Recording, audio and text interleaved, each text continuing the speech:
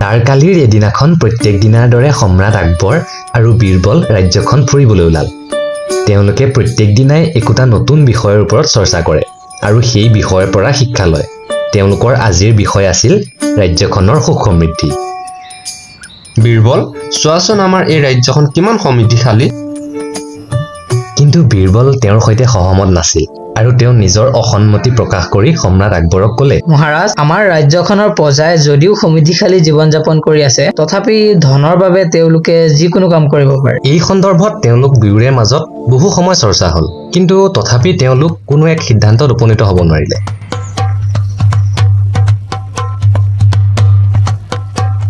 চৰ্চা কৰি কৰি তেওঁলোক দুয়ো এটা পুখুৰীৰ পাৰত আহি বহিলে। আকবৰে কথাই কথাই পুখুৰীৰ পানীত হাত দিলে, কিন্তু লগে লগে তেওঁ হাতখন আঁতৰাই আনিলে। কিছু সময় তেওঁ তাতে বহি কিবা ভাবিবলৈ ধৰিলে আৰু তাৰ পিছত উঠি বীৰবলৰ ওচৰলৈ আহিল। তেওঁ মনে মনে বীৰবলক ভুল প্ৰমাণিত কৰাৰ এটা উপায় ভাবি ল'লে।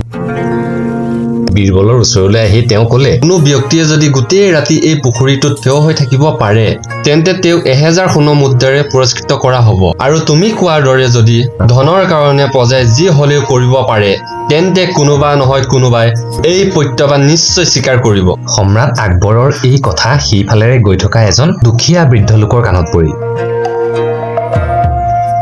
তেওঁ তেওঁৰ জীয়েকৰ বিয়াৰ কাৰণে ধন কিদৰে গোটাব সেই চিন্তাত আছিল। আকবৰৰ কথা শুনিয়েই তেওঁ সম্ৰাটৰ কাষ চাপি আহিল আৰু ক'লে, মহাৰাজ, মই আপোনাৰ প্ৰত্যাহ্বানটিৰ কথা শুনিলো। মোক ধনৰ বৰ প্ৰয়োজন হৈছে।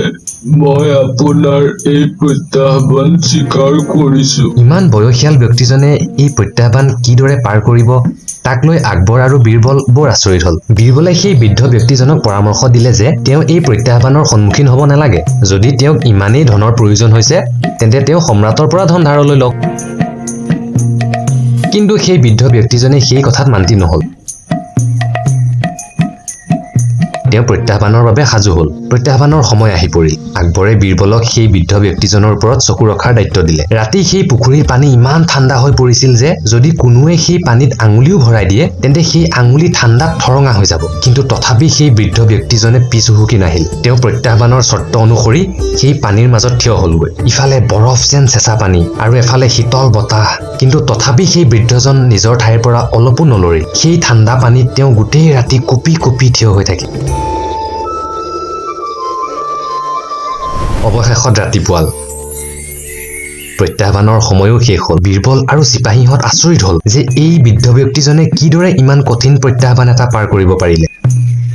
কিছু সময় পাছত সেই দুখীয়া বৃদ্ধজনক ৰাজসভাত হাজিৰ কৰোৱা হ'ল। সকলোৱে তেওঁৰ প্ৰশংসা কৰিবলৈ ধৰিলে। আকবৰে ৰাজসভাত উপস্থিত হৈ দেখিলে যে আজি বৰ উখল মাখল পৰিৱেশ আৰু সন্মুখত সেই বৃদ্ধ ব্যক্তিজন থিয় হৈ আছে। আকবৰে নিজৰ সিংহাসনত বহিলে আৰু প্ৰত্যাহ্বানৰ পৰিণামৰ কথা সুধিলে। আন কোনোৱে কিবা কোৱাৰ আগতেই সেই বৃদ্ধ ব্যক্তিজনে ক'লে, মহাৰাজ, আপোনাৰ চৰ্ত অনুসৰি মই গোটেই ৰাতি পুখুৰীৰ ঠাণ্ডা পানী থিয় হৈ থাকিলো আৰু আপোনাৰ প্ৰত্যাহ্বান সফলতাৰে পাৰ কৰিলো।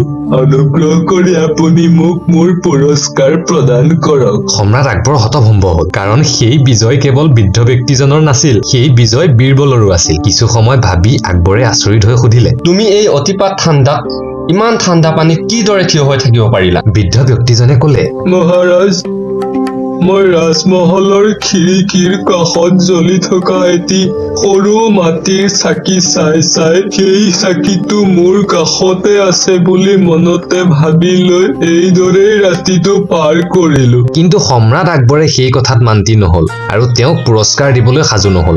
তেওঁ ইয়াতেই ক্ষান্ত নাথাকি এক অদ্ভুত যুক্তি দি ক'লে, তুমি এই প্ৰত্যাহ্বানত কষ্টৰে নহয়, চলনা কৰিহে জয় লাভ কৰিছা। তুমি যিটো মাটি চাকিৰ কথা কৈছা, সেইটো মাটি চাকিৰ তাপ লৈহে তুমি গোটেই ৰাতি পানীৰ মাজত থিয় হৈ থাকিব পাৰিলা। গতিকে তুমি এই পুৰস্কাৰৰ যোগ্য নহয়। বৃদ্ধ ব্যক্তিজনে একো বুজিব নোৱাৰি চকু পানী টুকি টুকি ঘৰলৈ গুচি গ'ল। বীৰবলে জানিছিল যে এয়া সেই বৃদ্ধ ব্যক্তিজনৰ সৈতে অন্যায় কৰা হৈছে। তেওঁ সেই ব্যক্তিজনক ন্যায় প্ৰদান কৰাৰ সিদ্ধান্ত ল'লে।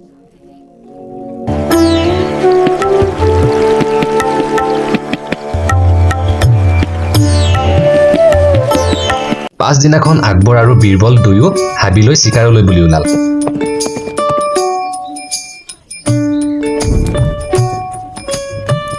দুপৰীয়া বীৰবলে জুই ধৰি খিচিৰি ৰান্ধিবলৈ সাজু হ'ল। আকবৰ ওচৰতে বহি আছিল। বীৰবলে ইচ্ছা কৰিয়ে খিচিৰিৰ পাত্ৰটো জুইৰ পৰা বহু ওপৰত ৰাখিলে। আকবৰে তাকে দেখি বীৰবলক ক'লে, বীৰবল, ইয়াক কি ধৰণৰ মূৰ্খামি কৰিব লৈছা? ইমান ওপৰত ৰখা পাত্ৰটো তাপ কেনেকৈ লাগিব? পাত্ৰটো তলত ৰাখা, নহলে খিচিৰি নিসিজিব। কিন্তু বীৰবল মান্তি নহল। তেওঁ আকবৰক আশ্বাস দি থাকিল যে খিচিৰি নিশ্চয় সিজিব।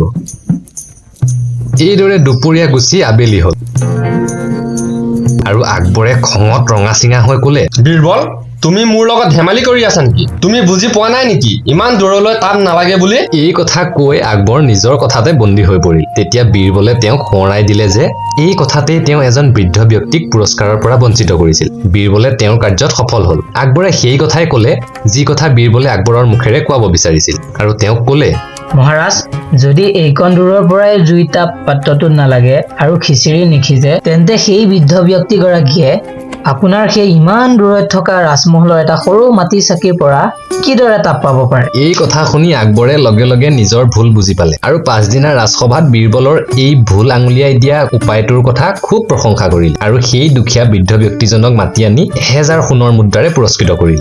আৰু সেই ব্যক্তিজনে বীৰবল আৰু আকবৰক কৃতজ্ঞতা জ্ঞাপন কৰি আনন্দ মনে ঘৰমুৱা হ'ল।